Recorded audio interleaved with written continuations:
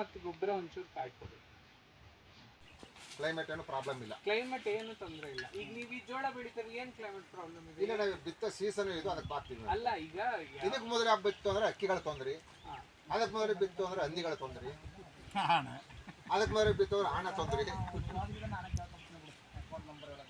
ಆ ತೊಂದರೆಗಳು ಇಲ್ಲ, ನಾವು ಆ ತೊಂದರೆಗಳನ್ನೆಲ್ಲ ನಾವು ಅವಾಯ್ಡ್ ಮಾಡ್ಕೊತೀವಿ.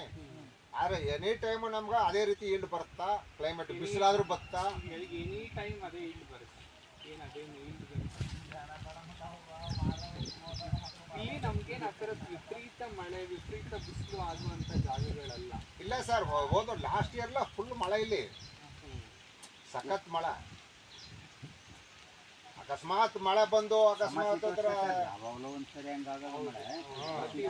ಇದ್ರದ್ದು ನೀವು ಇಳುವರಿ ತುಂಬಾ ಹೆಚ್ಚು ಯೋಚನೆ ಮಾಡಲ್ಲ. ಅಂದ್ರೆ ನೀವು ಹಾಕ್ತೀರಾ, ಮೇವಿಗೇನೋ ಕಟಾವ್ ಮಾಡ್ತೀರಾ, ಕೊಡ್ತೀರಾ, ಇಲ್ಲ ಜೋಳ ಬರುತ್ತೆ, ಅದನ್ನ ಇದ್ರದ್ದು ಇಷ್ಟೇ ಇಳುವರಿ ಬರುತ್ತೆ ಅಂತ ನೀವು ಅಂದಾಜು ಮಾಡಲ್ಲ.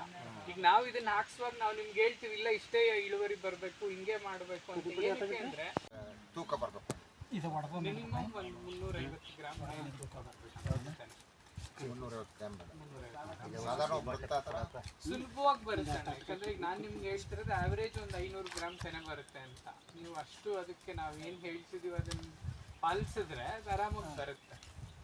ಈಗ ನಾವು ನೀರು ಕೊಡ್ರಿ, ಸ್ವಲ್ಪ ನಾಟಕನೇ ಇನ್ನೊಂದು ಸ್ವಲ್ಪ ದೂರನೇ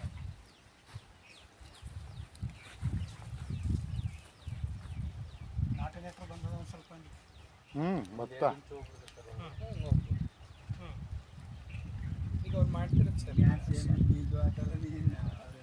ಇದು ಡಿಸ್ಟೆನ್ಸ್ ಕರೆಕ್ಟ್ ಇದೆ. ಸ್ವಲ್ಪ ನೋಡಿ, ಇದೊಂದು ಹಾಕಿದ್ರಿ, ಇದೊಂದು ಹಾಕಿದ್ರಲ್ಲ, ಇದು ಡಿಸ್ಟೆನ್ಸ್ ಕರೆಕ್ಟ್ ಆಗಿದೆ. ಹತ್ತಿರ ಬೇಡ, ಇದು ಸ್ಟಾರ್ಟಿಂಗ್ ಒಂದಡಿ ಮೇಲೆ ಸಬ್ಬಿಂದ ಇಲ್ಲೊಂದು